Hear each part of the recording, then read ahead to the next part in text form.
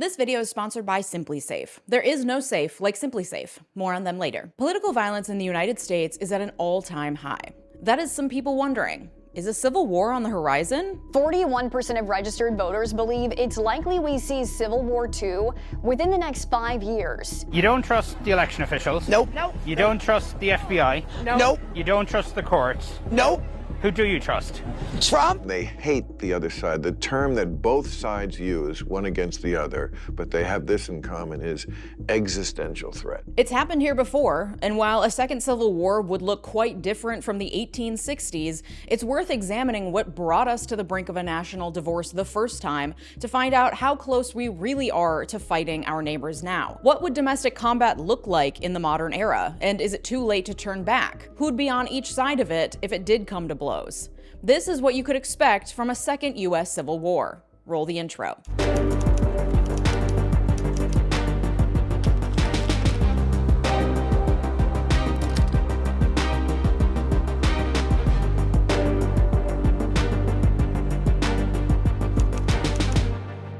Whether or not civil war is imminent, and don't worry, we will discuss, you might find yourself wondering about your own personal security. I personally watch way too many crime dramas and therefore find myself searching for some peace of mind. And I get that peace of mind from my partner on today's video, SimpliSafe. SimpliSafe's award-winning home security system provides comprehensive security for the whole home, with advanced sensors and cameras to detect threats from break-ins to fires, floods, and more. With 24/7 live guard protection, SimpliSafe's expert agents act within 5 seconds of receiving an alarm signal, rapidly assessing the situation and taking immediate steps to ensure your family's safety. Professional monitoring plans are available for less than $1 per day, less than half the cost of traditional security systems. I've been using SimpliSafe for years, so I was really excited when they reached out to partner with me today. I chose their home security system over all the others because of its flexibility and because of how easy it was to install myself. You can build in whatever security monitors make you feel best. I have an old house from the 1800s with tons of windows, so I was able to get a truly absurd number of entry sensors so that I know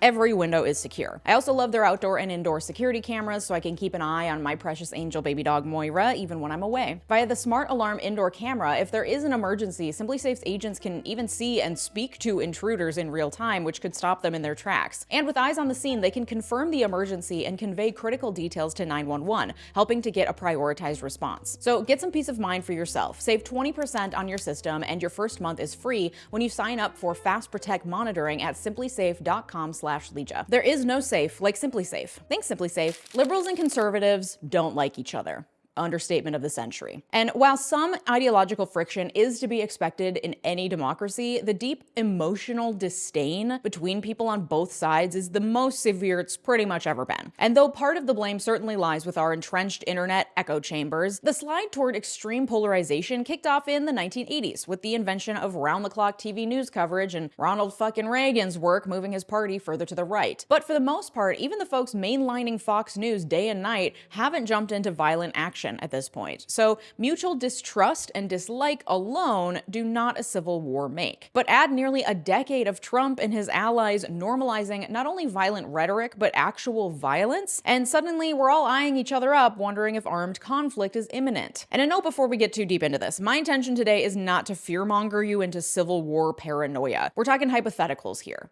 But it is a less remote possibility than it once was, and I think it's important to examine the current climate and the direction we're headed in and what happened last time we were here, because learning from the past is essential to not repeating it, okay? Great. Civil war is on the tip of our tongues thanks to the looming election, rising political violence, and a new Hollywood film. A24's Civil War is ostensibly a solemn warning to Americans about the dangers ahead for our democracy. But while the film imagines a nation once again divided geographically, experts say a real-life civil conflict would be much harder to map. Today, despite rising political migration, where people are relocating based on their ideological leanings, even our bluest states have deep red enclaves and vice versa. And there's also the big scary looming question of the military. Which side would it take? Because spoiler alert, official control of the military will depend on who wins in November. We'll get into how various election outcomes could precipitate armed conflict later in the video. But first, I want to take a little deep dive into history, a little stroll down memory lane to examine how it felt in the years leading up to the original Civil War and see how much of it resonates with what's going on today. The Civil War formally began on April 12, 1861, when Confederate soldiers attacked the Union base at Fort Sumter in South Carolina. But tension had been brewing between the northern and southern states for years before this, with political disputes often devolving into bloody confrontations. Starting in 1855, Kansas border ruffians, who you may remember from my video on political violence, wreaked havoc ranging from stuffing ballot boxes to slaughtering settlers, all to ensure that slavery could flourish and expand into the Western territories, flying in the face of federal policy.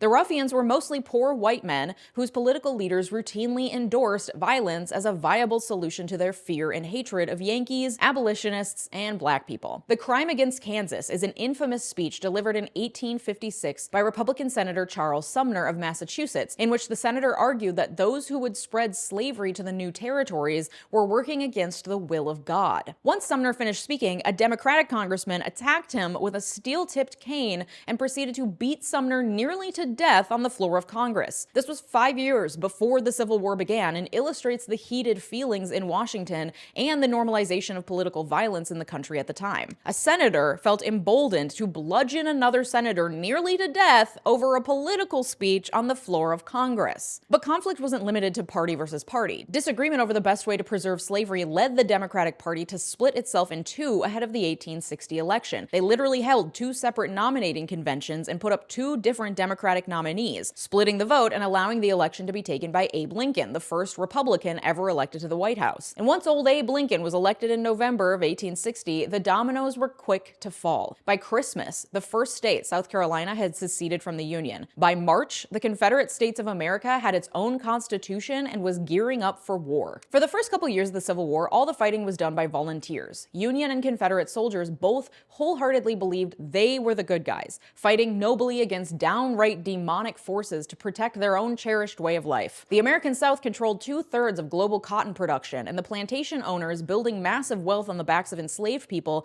didn't see any reason for that to change. Meanwhile, Northerners saw themselves as champions of the great American experiment. A union fractured would be a union failed. And look, for as much hand-wringing as goes on about modern information silos, at least our online bubbles are somewhat optional and self-imposed. Technically, nothing is stopping you from reading Breitbart articles or subscribing to the Daily Wire. But the 1800s, not so many options. There were newspapers, political speeches, and books. So while Uncle Tom's Cabin and the Anti-Slavery Almanac persuaded countless Northerners to stand against slavery, those texts didn't circulate in the South in quite the same way. In addition to the volunteer soldiers being incredibly bought in ideologically, war was overall just a sexier concept back then. The Civil War was a call to adventure ordained by God himself, the ultimate test of manliness and virtue. Many would never have left their small towns had they not become soldiers or nurses. This was their main character moment. Not to mention they only lived to like 30, so they didn't have a lot to lose. Anyway, the geographical aspect made the whole affair pretty much impossible to avoid, even if you really didn't want to go. It's not like you could just hang back while every other dude in town went off to fight. That social pressure also extended to the battlefield, where a man who shirked his duty in battle could literally never return home because embarrassing, you know? And while the whole "if you're not with us, you're against us" mentality certainly maps onto modern politics,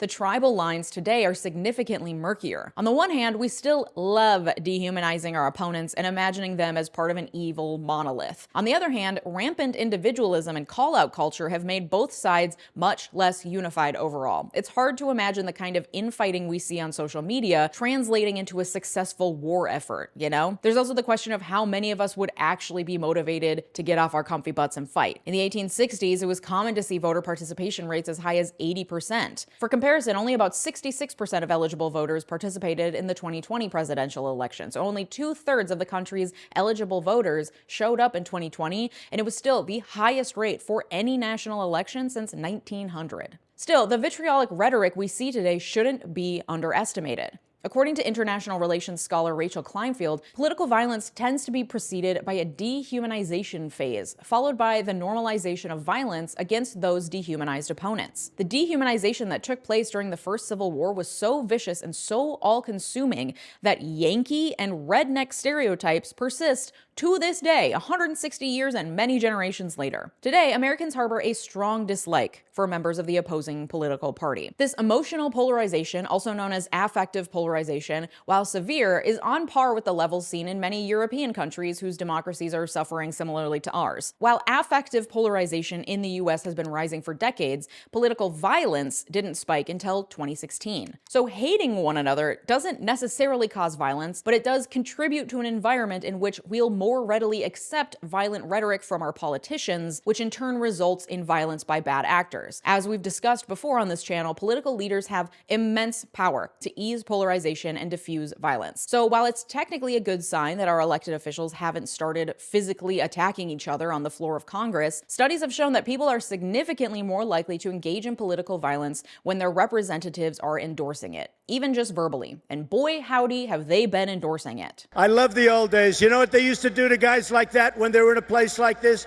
They'd be carried out on a stretcher, folks. Democrats want Republicans dead, and they've already started the killings. The militant left wing in our country has become the enemy within. And because of this, secession is once again starting to sound pretty appealing to some people. But while it's fun to fantasize about turning California into a liberal utopia or sending all the MAGA loyalists to Texas, that's probably not going to happen. The Constitution doesn't afford any locality the right to secede from the Union. If it did, we wouldn't have needed a civil war to begin with. Still, secession supporters like president of the pro-secession Texas nationalist movement, Daniel Miller, no relation, argue that states can secede because it's not explicitly prohibited by the Constitution.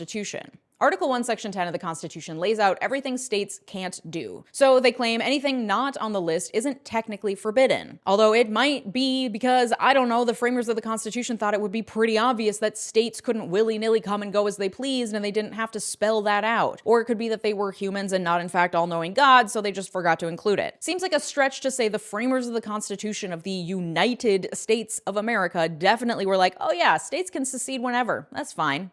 But sure. Anyway, if the Civil War proved anything, it was that we're pretty committed to the whole united part of United States. It's safe to assume that anyone calling for a national divorce as a constitutionally legitimate solution is just peacocking or trying to deepen the divisions that benefit them politically, or they just generally might not know the law. So the country feels hopelessly polarized. But according to a recent brief from the Carnegie Endowment for International Peace, American voters are actually less ideologically disparate than we tend to think. Like, our beliefs generally are not that far apart. For example, many Democrats and Republicans support creating a federal database to track gun sales, but they disagree about how urgent the issue is. 73% of Democrats consider gun violence a major problem versus 18% of Republicans. While we may feel the other side is out to get us and we fundamentally disagree on everything, the truth, as I've said multiple times on this channel, is that we actually have more in common than we think. One impetus behind this belief that we're diametrically opposed when the reality is that we're not, is that ever more ideologically extreme politicians have been running for office since the 1980s, when the Christian nationalist movement first slithered its way inside the walls of the conservative establishment and discovered that they can win elections by playing into the basest fears of the electorate. By 2012, Republican Party chairs at the county level were electing 10 extreme candidates for every one moderate, while Democrats picked 2 extreme candidates for every one moderate. And more extreme candidates have brought more extreme policies, and with it, a seething resentment on both sides. How could you ever support an abortion ban? How could you ever support baby murder? You hate women. God hates you. You know the drill. And these more extreme stances being held by these politicians do not represent the majority of Americans. But because they're the loudest, most scandalous voices in the room, it gives the perception that those who identify on the right or on the left are more extreme than ever. Interestingly, the more politically engaged a person is, the more likely they are to overestimate the gap between themselves and their opponents. This misconception is most severe among progressive activists, followed closely by extreme conservatives. But though affective polarization is pretty symmetrical across parties, we hate each other about the same amount, the political violence comes overwhelmingly from the right. Between 1994 and 2020, there were 411 right-wing domestic terrorist attacks versus 219 left-wing ones. And while for right-wing extremists, abortion-related targets were most common in the first decade of data, between 2015 and 2020, the majority of targets, 42%, were private individuals, followed by religious institutions at 32%, and finally, government, military, or police locations at 8%. On the left, targets have also shifted over time. Between 1994 and 2009, most left-wing targets were businesses, universities, or labs tied to animal rights or environmental violations. Since 2015, there's been more action around anarchism and anti-fascism, with 36% of left-wing political violence targeting government, military, and police facilities and personnel. In the past decade, right-wing extremists were responsible for the vast majority of extremist-related murders, while left-wing extremists were more likely to victimize property. These patterns are important because a civil war would most likely start with factions from the political extremes targeting one another more directly. Unlike the original Civil War, which involved two geographically and ideologically defined sides in a formal fight over governance, the goals of a modern civil conflict would be much less clear. Is the goal secession and the formation of a new country? A coup of the US government? It probably wouldn't be clearly established. People are more spread out and not as clearly geographically divided. There are likely people in rural Minnesota who would take up arms with people from rural Texas on the same side of the conflict, but separated by hundreds of miles. And people's ideologies are hyper-specific and often unified over internet forums that within themselves experience a lot of infighting. In my incel video alone, I identified something like 5 different types of men who hate women and talk about it online, and have adopted different ideologies and strategies for expressing that hatred that amongst themselves they take very seriously. That siloing and hyper-specificity of grievances makes the divide far less clear. Of course, things were complex and not cut and dry in the pre-Civil War 1850s, but the geographical divides and lack of far-reaching communication made things a little simpler than they would be in our hypothetical modern-day Civil War. So that's why we're starting with far-left and far-right domestic terrorists. These are more easily defined categories of people who are more likely than most to be willing to take up arms. In general, people who commit political violence have aggressive personalities and low self-control. Another key ingredient, they need to believe they won't face severe consequences, often through political leaders directly condoning the violent behavior or even simply failing to condemn it. The Carnegie Endowment report I mentioned before identifies 2 main types of people most likely to engage in a second civil war: so-called activist mavericks on the left and members of the anti-democratic right. Activist mavericks are so far left in their ideology that while despising Republicans, they also don't support Democrats. They believe that America hasn't yet achieved democracy and that political violence is a valid means to achieve greater racial and democratic representation. 60% of these so-called activist mavericks support property crime, and 28% support violence against other people. They're most often male and younger and wealthier than average Americans, but people whose identities put them at a greater risk of being on the receiving end of violence also make up part of this group. The anti-democratic right, on the other hand, is characterized by high distrust, a low sense of agency, and strong feelings of grievance and victimhood. A 2022 study found that individual beliefs in Christian nationalism translated into support for political violence when bolstered by white identity, perceived victimhood, and support for the QAnon movement. We covered the plague that is Christian nationalism in my video about how the religious right ruined everything, so I'll just give you a quick refresher. Christian nationalists, who've been gaining political prevalence since when else? The 1980s, thanks Reagan, have 3 key beliefs. The belief that the U.S. was founded as a Christian nation and that separations between church and state should be eliminated. A recent survey found that more than half of Republicans believe the U.S. should be a strictly Christian nation. That's 54% of Republicans who either adhere to or sympathize with Christian nationalist views. Yikes. Yeah?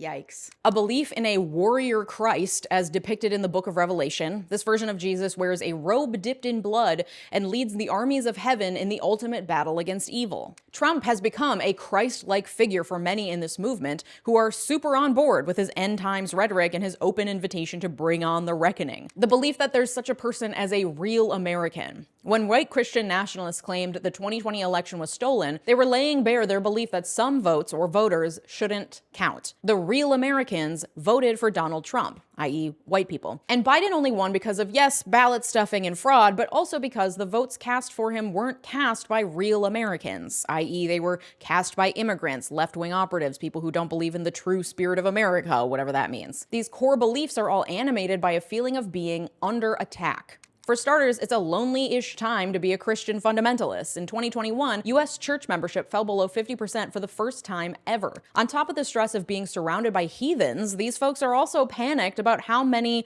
brown people are moving in. Already, the majority of Americans under 18 today are non-white. It's a stressful time to be an evangelical white supremacist, okay? All that said about extremists on the right and left, violence is still being committed by a proportionately tiny minority of people. For tensions to escalate into anything that would qualify as a civil war, both sides would need to see significant swells in participation from folks who'd much rather keep their heads down and steer clear of these types of entanglements. Think about how terrified of right-wing violence you personally would have to be to go out and buy a gun or learn to make a pipe bomb. Imagine how close the threat would need to feel for you to literally take up arms and fight. The level of paranoia and distrust would have to be all-consuming. And hey, some people are already there, and I'm not discounting the fact that for some people, especially those whose identities make them daily targets of hatred and bigotry, the threat is imminent. Faced with rising aggression from the right, educational organizations like the Socialist Rifle Association have formed to help progressives learn to keep and use firearms. For reference, people on the left are less than half as likely to own a firearm as people on the right. I bought my first gun. It was a shotgun 10 days after January 6th. I was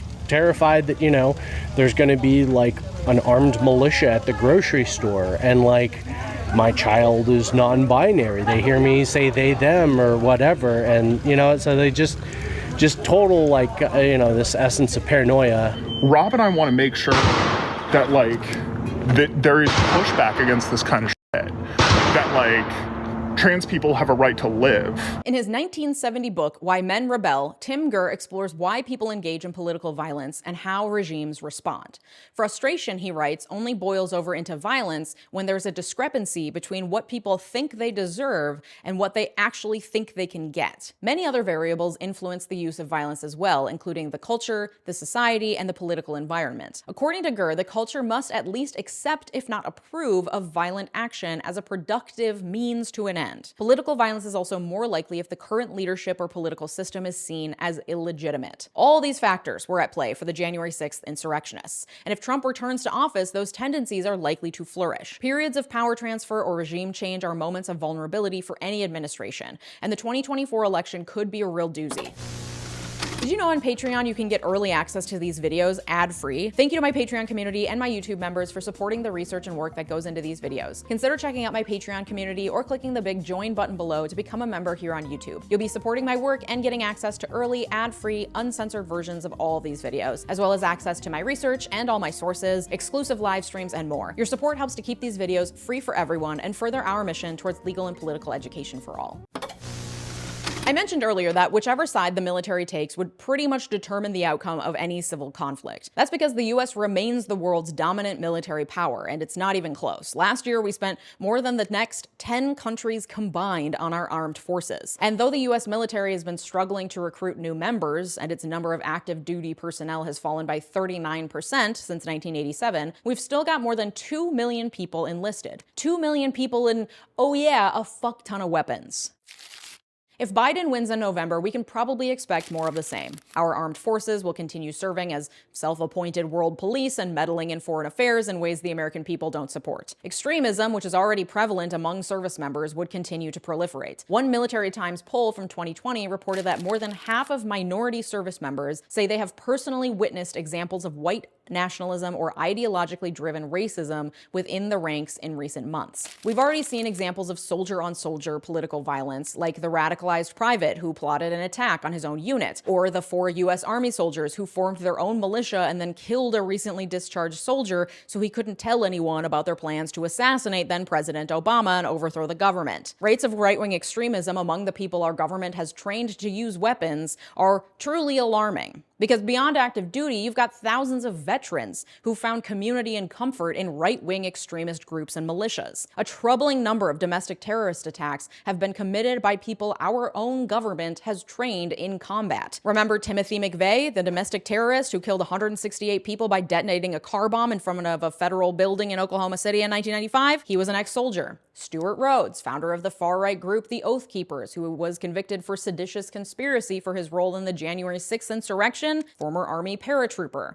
Stephen Carrillo, member of the so-called Boogaloo Boys, an extremist group explicitly committed to igniting a civil war, shot one security officer to death and critically wounded another in 2020. Carrillo was an Air Force staff sergeant. A recent New York Times report estimated that around 25% of militia members come from a military background. And while that doesn't mean that militias are therefore prepared to take on the U.S. government, it means they're less unprepared than would be ideal for me personally. If Trump gets a second term, the lines between far-right militia and the official military would probably get real muddy real fast. Similar to how the lines between the military and the police force are already muddy as hell. According to an analysis by The Guardian in 2022, hard-right organizations have now infiltrated so many police forces that they have become unreliable allies in the struggle against domestic terrorism. Hey, y'all cops, why somebody dying in here? Come do your job. Come do your job. You come do your job. Come do your job. Police did not intervene to break it up. The Unite the Right rally in 2017 brought hundreds of white supremacists and Antifa counter-protesters to Charlottesville, Virginia. And though Antifa, also known as Black Bloc protesters, have been characterized as violent agitators keen on instigating conflict, they tend to see themselves differently. I do feel vulnerable and I do feel scared every day, but that's why I'm in the block. It's important that we don't give the state a monopoly on violence. Reminder that Antifa is comprised of hyper-local groups and is not a unified organization with central leadership. So again, the fantasy of an all-out civil war with two distinct sides organizing against one another is highly unlikely. More probable would be localized pockets of violence in highly polarized areas, the kinds of conflicts we've been seeing in Portland, for example, for years. It's both one of the most progressive cities in the nation and surrounded by deep red rural Oregon. It's a haven for progressives and an easy target for right-wing extremists looking to pick a fight. But what would that fighting actually look like in this hypothetical second civil war compared to the first one? According to a 2011 analysis of freshly digitized census data, as many as 850,000 people may have died during the Civil War. But even going by the previous estimate of 620,000 casualties, the Civil War was the deadliest conflict in American history, with more American lives lost than either World War I or World War II, which is jarring, but also makes sense because Americans were on both sides of the Civil War, so every single death was technically an American. Anyway, the fighting began in the traditional style, with rows of men marching towards one another across a battlefield, a little drummer boy in the back announcing their arrival. But by the end, things had devolved into what the Union's General Sherman called total war, a slash-and-burn, guerrilla-style approach that ushered in a brand new era of deadly conflict. A few factors contributed to this transition, most of them technological. We'll run through them and then talk about what the contemporary counterparts might be. Weapons, firearms, a new type of musket and bullet, the mini-ball, were directly responsible for the unprecedented carnage of the American Civil War, offering improved accuracy at a range of over 600 yards and 8 times faster to reload than old models. By the time either side got close enough to see their opponent, limbs were already flying off in every direction. A fun-ish fact, I guess, more soldiers became amputees during the Civil War than in any other American conflict. 60,000 people. Communication, photography.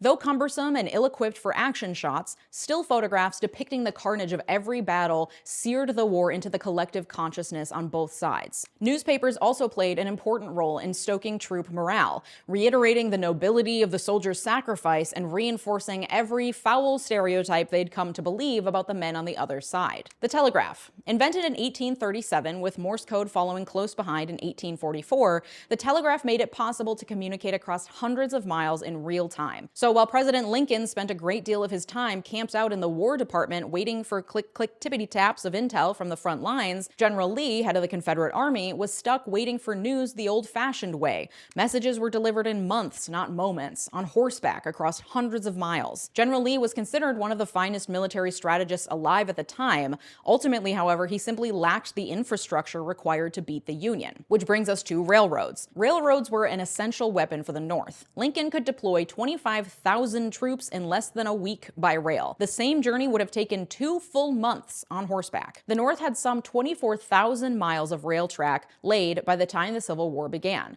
The South only had about 9,000 miles worth. And while Lincoln was quick to strike deals with Northern Railroad owners to co-opt the trains for military use, the Southern tracks remained under private control for the duration of the Civil War. In 1864, eager to hasten the war's end, Union soldiers bent Southern rail tracks so Confederate troops couldn't get supplies or reinforcements. Things got even uglier after the torching of Atlanta, which was closely followed by General Sherman's March to the Sea. 62,000 Union soldiers crossed the state of Georgia, waging total war along the way, sacking villages, killing civilians, torching crops, destroying anything of potential military value. A few months later, on April 9, 1865, General Lee surrendered. Okay, so how might a civil war play out today? First and foremost, we shouldn't expect such clear-cut start and end dates because, again, we'd probably have many overlapping groups fighting different targets simultaneously, and nothing would feel remotely organized about it. But one thing's for sure, you'd see a lot of AR-15s. Weapons, AR-15s, breaking news, Americans love guns. A 2020 report from the National Shooting Sports Foundation estimates that there are around 434 million firearms in civilian possession in the U.S. right now. That's 1.3 guns per person.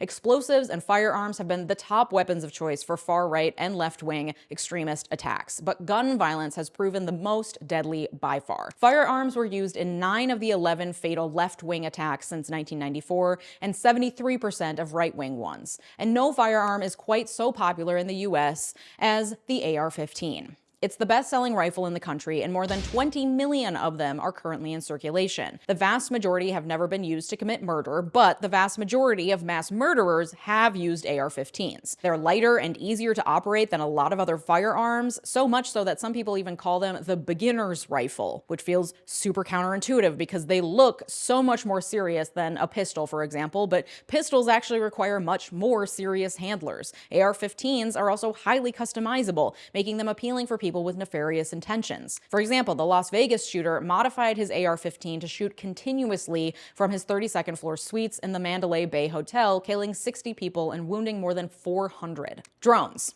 Drones have proven to be essential weapons in Ukraine's resistance against Russia. Using nothing more than cheap aerial drones, they've created homegrown military systems with the flexibility to both gather intelligence and to carry out bomb attacks. Granted, you can't buy these on Amazon, but the company that makes a popular model is based in Virginia. So I'm just assuming that in a second US Civil War scenario, drones would make it into the mix. Biological warfare. First, let me just make it clear that biological agents have only been used as terrorist weapons in 2% of all historic terrorist attacks on Earth. But even though they're extremely rare, biological attacks are still very much a threat. Nuclear weapons have also been used really sparingly because their consequences are not only widely devastating, but can easily backfire. And it takes a lot more skill to procure a nuclear bomb or a package of anthrax than it does to order an AR-15. Only 21 terrorist attacks involving biological agents were recorded in the US between 1970 and 2019. And 10 of those were anthrax-related incidents in 2001. Worldwide, ricin, salmonella, fecal matter, botulinum toxin, and HIV have all also shown up in at least one bioattack during the period between 1970 and 2019. Railroads, Cyber War Edition. Today, instead of ripping out tracks, the preferred method of train sabotage is cyber attack. On a timeline of significant cyber incidents compiled by the Center for Strategic and International Studies, a leading national security think tank, railroad systems were targeted by hackers in Romania, Lithuania, Denmark, Ukraine, Poland, Brazil, and Israel. I'm just gonna say it, shutting down entire transit systems does not seem difficult enough to do. Communication, surveillance. At this point, I think most of us have resigned ourselves to the idea that nothing we do in cyberspace is private unless we've taken rigorous steps to ensure that's the case. So for example, even though social media empowers us to share on-the-ground images and information, which is awesome, it also exposes us to surveillance. You could expect to see more coded language on social media. So instead of people just using the watermelon emoji instead of typing out Palestine, they might construct entirely coded sentences to avoid getting shadow banned. And the platforms themselves aren't the only ones watching. At the end of April of this year, the FCC fined AT&T, Sprint, T-Mobile, and Verizon almost $200 million for illegally sharing customers' location data. We literally have tracking devices in our pockets, and I suspect analog communications would likely become back in fashion as well. Middle school style, just passing notes. I think you could also reasonably expect to see more doxing and swatting campaigns like the swarm of attacks on political figures last December. Disinformation, meaning incorrect information that is spread with the intention of misleading people, would only get worse in a civil war scenario. The danger is especially high for people with low media literacy, like the majority of American adults. But fake news, which you may recall has already caused some significant turmoil for a little democracy, now has an evil robot twin. We talked about AI-generated robocalls in my video about whether AI is good for democracy in the context of fake calls misinforming voters about polling details. But imagine if one of those robocalls told you to shelter in place because an active shooter was running through your neighborhood, or the AI spoofed your mom's voice and called you begging for ransom. Even if you realized it wasn't true, that kind of emotional terrorism would quickly shed any modicum of safety in your nervous system, because these tactics have a potent ability to disrupt people's sense of safety both inside their homes and in public spaces. Paranoia and fear could grow exponentially with each individual incident. As that pressure compounded, people who never imagined taking up arms might find themselves motivated to fight. But to what end? The most likely outcome I can imagine if we continue down our current path is that we end up so polarized that we start to see turf wars break out, mafia style, in areas with the starkest political contrasts in the closest proximity. Places like Portland, Oregon, Austin, Texas, and Asheville, North Carolina. I could imagine militarized liberal forces taking an even more organized role in protecting its people. That's the kind of long-term conflict we might see even if Biden stays in office. Again, if Trump wins and gets control of the military, it's probably game over. So really, step one in avoiding civil war is making sure Trump doesn't get a second term. So please make sure your voter registration is up to date, all right? Thank you so much. So yes, that's all bleak, but we're not necessarily completely doomed. Here's what we could choose to do instead that may help turn the tides. I've said it before, and I'll say it again, and it made a lot of you mad. We have to start talking to Republicans. I made a whole video about it. Go watch that after this. But you don't even need to start there. In fact, you shouldn't start there. That's like step 12 advanced level shit. First, we have to change the way we think about our political opponents. Because the more we dehumanize one another, the harder it gets to communicate or find any common ground. The less we trust each other, the closer we get to violence. You might find it helpful to sample some right-wing news sources every once in a while to get a bit more of a bird's-eye view of how the media is high-key manipulating all of us at all times. About 2 years ago, the idea of another civil war trended briefly in left-wing media after political scientist Barbara F. Walter wrote a book on the subject. On the right, a new poll from one bunk source or another comes out every few years using leading questions and participation bias to exaggerate and escalate the threat of civil war. All that to say, our silos aren't keeping us safe. And I know that you're like, Leeja, but the Republicans are the worst, and I feel you. So just remember that you can start teeny tiny by experimenting with empathy in the comfort of your own mind. Is there a world where if you sit and think for a while, you might be able to understand why someone in, I don't know, let's just say rural Virginia, whose mining job has been eliminated by the EPA policies, or whose small business can't stay afloat because they keep having to pay taxes, and yet they don't see any benefit to those taxes because it's all going to fight foreign wars, might think that the answer is actually that the government is bad and the people who went to fancy Ivy League schools and want to increase their taxes are out to get them. How you might not agree with their conclusions, but you can at least empathize with how they got there. And if you get to the point where you're feeling resilient and ambitious, there are organizations that can help you take things further. Braver Angels is the largest cross-partisan volunteer-led movement in the country dedicated to bridging the gap between liberals and conservatives. They offer online courses, debates, workshops, a podcast, and even an in-person conference. Just by existing, groups like Braver Angels prove that the most important thing two people need to have in common is a willingness to hear each other out. And yes, there are some people, many of them white Christian nationalists, who aren't just misunderstood and who are fully committed to their bigotry. Nobody is blaming you for saying fuck those guys. This isn't about them, and you shouldn't have to argue for your basic humanity anyway. They're a minority that is too far gone for meaningful conversations. This is about the 83% of American adults who don't identify as Christian nationalists. That's more than 215 million people. You might be surprised to find we have more in common than we think, and fewer people are too far gone than you might imagine. For me personally, it's worth a shot, given that we're only getting more polarized in this country, and if we keep heading in the direction that we're heading, the outcome seems pretty damn bleak. Shout out to my newest supporters on Patreon and on YouTube, as well as supporters in my royal tiers, and a very special shout out to my multi-platinum supporters, T, Latranger Lucas, Joshua Cole, Thomas Johnson, Sophia Sams, Anthony Giles, and Brett Piontek. Your generosity makes this channel what it is, so thank you. If you like this video, you'll also enjoy this series where I practice humanizing the people I disagree with by reacting to alt-right TikToks. Thanks so much for watching. Have a good day. Bye-bye.